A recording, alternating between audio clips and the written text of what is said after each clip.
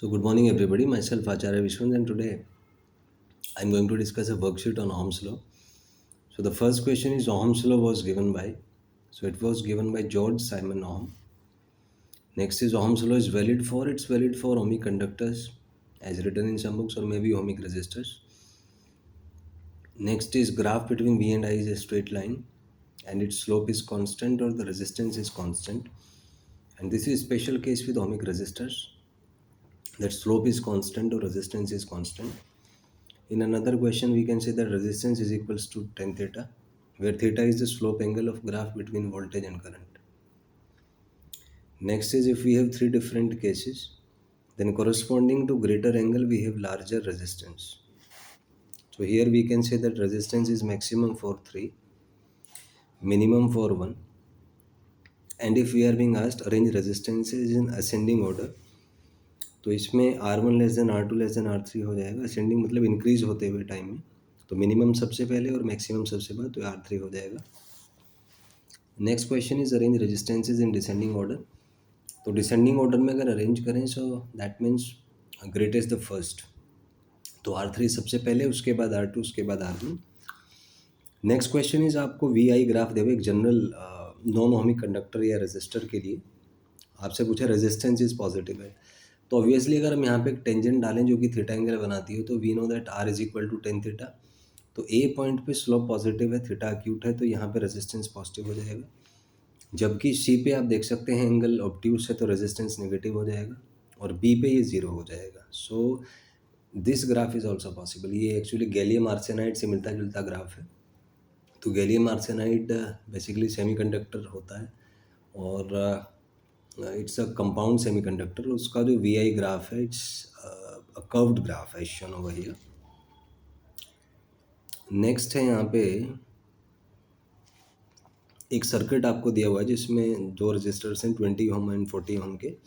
Voltage is 120 volt और आपको यहाँ पे आर इक्विवेलेंट निकालना है. So R equivalent will be, this is a series combination of resistances, so it will be equal to 60 ohm as calculated by the R equivalent series result.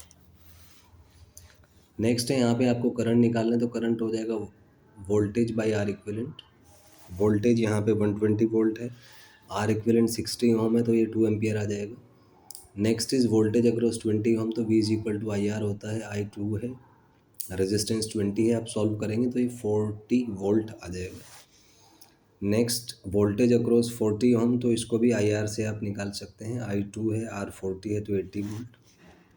Next आपसे पूछे power across 20, तो power I square R होता है, तो I2 है 2 square into 20, that will be 80 volt. Then power across 40, 2 square into 40, ये 160 volt आ जाएगा. Net power given to the circuit ये 240 वोल्ट आ जाएगा. तो यहाँ से आपने देखा कि जो ऑप्टिमल फिजिक्स है, इसका जो वर्कशीट वाला सेक्शन है, इसका पर्पज़ है बनाने का कि आपको नंबर ऑफ़ क्वेश्चंस दिए जाएं और with in a time limit आप उसको सॉल्व करें. तो अगर इन क्वेश्चंस को आप जितना टाइम का ये वीडियो है उसके साथ साथ आप सॉल्व कर पा रहे हैं, that means you are doing good.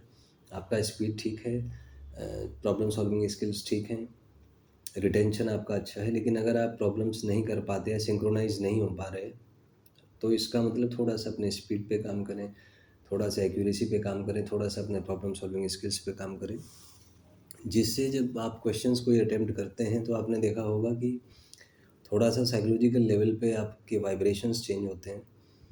आपको जल्दी होगी, एंजाइटी होगा, डिप्रेशन होगा, थोड़ा सा अजीब सा लगेगा, क्योंकि जब आप एक पार्टिकुलर क्वेश्चन सॉल्व करते हैं तो उसमें आपके ब्रेन के मल्टीपल पार्ट्स यूज़ होते हैं. फ्रंटल पार्ट भी यूज़ होता है एनालिसिस के लिए, पैरिटल लॉब यूज़ होता है उसमें से जो आपने विजुअल इन्फॉर्मेशन ली है या जो डायग्रामेटिकली आप सोचते हैं उसको प्रोसेस करने के लिए. अगर आपने सुन के सीखा है तो उसमें आपका टेम्पोरल लोब का यूज़ होगा, और पेरिटल लोब, अगर आप ये सारी इन्फॉर्मेशन इंटीग्रेट करने के लिए पेरिटल लोब का यूज़ होगा. तो क्योंकि ब्रेन के सारे पार्ट्स एक साथ एक्टिव हो जाते हैं, तो स्टार्टिंग में आपको कन्फ्यूज़न होता है क्योंकि आपको पता नहीं कि किस प्रोसेस को कैसे मैनेज करना है. तो इसका कॉन्सेप्ट ये है कि जब भी आप कोई क्वेश्चन सॉल्व करें तो आपका माइंड ब्रेन सिस्टम एक पैटर्न को फॉलो करेगा, तो उस पैटर्न को सीरीज़ में लगाना बहुत ज़रूरी है, एक के बाद एक. मान लीजिए आप कोई क्वेश्चन सॉल्व करते हैं, तो पहला स्टेप ये करें कि उसको फ्री थिंकिंग होके सोचें, एनालिसिस करके सोचें कि ये क्या सिचुएशन है और इसमें कौन सा चैप्टर है, कौन सा टॉपिक है, कौन सा सब टॉपिक है, उस सब टॉपिक का कौन सा फैक्ट, कौन सा कॉन्सेप्ट इस पार्टिकुलर क्वेश्चन में यूज होगा। तो स्टार्ट बाय थिंकिंग। तो उससे क्या है कि आपको समय मिल जाता है आपके माइंड ब्रेन सिस्टम को, and you can develop a better solution. कई बार ये होता है कि हमारे अंदर प्री बिल्ट पैटर्न्स रिटेन हो जाते हैं। जैसे आपने वो क्वेश्चन अगर पहले किया हुआ है तो आपको उसका आंसर तक याद होगा, तो उसमें आपका स्पीड बच जाता है। लेकिन इसमें समस्या क्या है कि आपको अगर ये आदत पड़ गई ऑटोमेटिक पैटर्न्स पे जाने की, तो अगर कोई क्वेश्चन ऐसा है जिसको आप रिटेन नहीं कर पा रहे तो आपका प्रोसेस कमज़ोर हो जाता है। क्योंकि एक्चुअल में समस्या आती है जब आप एक प्रोसेस के थ्रू किसी प्रॉब्लम को सॉल्व करते हैं, क्योंकि उस प्रोसेस के लिए माइंड ब्रेन को मल्टीपल फ्रीक्वेंसीज़ पे आपको ऑसिलेट कराना होता है। सोचने का फ्रीक्वेंसी अलग है, इंफॉर्मेशन रिटेंशन का फ्रीक्वेंसी अलग है, विजुअलाइजेशन का फ्रीक्वेंसी अलग है। तो जब आप एक किसी पार्टिकुलर प्रॉब्लम का सॉल्यूशन देते हैं तो उसमें ये जो फ्रीक्वेंसीज़ के मॉड्यूलेशंस हैं, इन मॉड्यूलेशंस को आप सीखते हैं और उससे भी आपका एक पैटर्न बनता है माइंड ब्रेन सिस्टम का। और अगर एक बार वो पैटर्न आपने सीख लिया, आप उसमें कंफर्टेबल हो गए, देन आप जब कोई भी क्वेश्चन सॉल्व करेंगे तो उसी पैटर्न को आपका माइंड ब्रेन सिस्टम फॉलो करेगा। और अगर वो पैटर्न आपने अच्छे से सीख लिया, then it's very easy for you to crack any exam और to solve a particular question with good efficiency.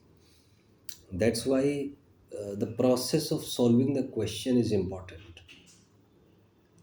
क्योंकि अभी आप देखें आज के समय में जो भी आप पढ़ रहे हैं वो सारा इन्फॉर्मेशन फ्री में अवेलेबल है गूगल पे, आंसर्स फ्री में अवेलेबल है, AI can answer any question you ask. But the process, how to solve it, how you solve it out, that that requires human intelligence behind it, because the algorithms that you solve, the emotional conflicts that you felt, the changed vibrations that you felt, the modulation of the frequencies, these cannot be taught to you by any AI till now.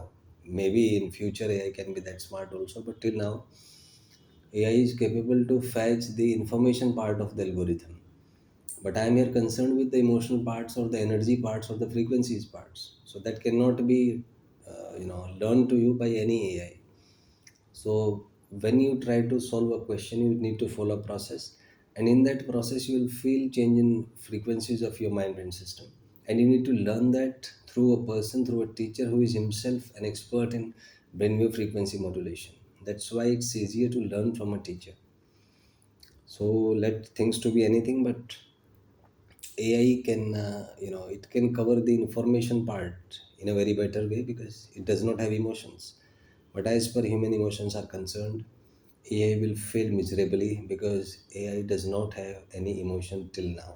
So that's the best use of, an effective human teacher. So that was a discussion on the optimal physics and basically the concept of worksheets. And here, optimal physics is not just about teaching physics, it's about dealing with the emotional conflicts that you feel while actually solving a problem. So it deals with a lot of issues which are,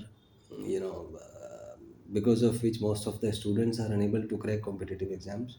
Because if you see the result, only about 2% students are able to crack JEE and NEET.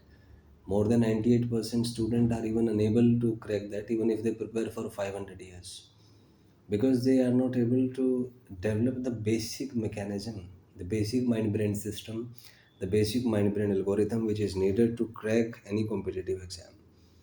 They study by any hit and trial method, but they are not able to utilize their mind brain system properly. They are not able to coordinate, to learn the art of coordinating brain and the mind, and especially the use of unconscious and subconscious mind. So that's why they fail miserably, because in JEE and NEET you are assumed to cover a content of 2 years for class 11th and class 12th.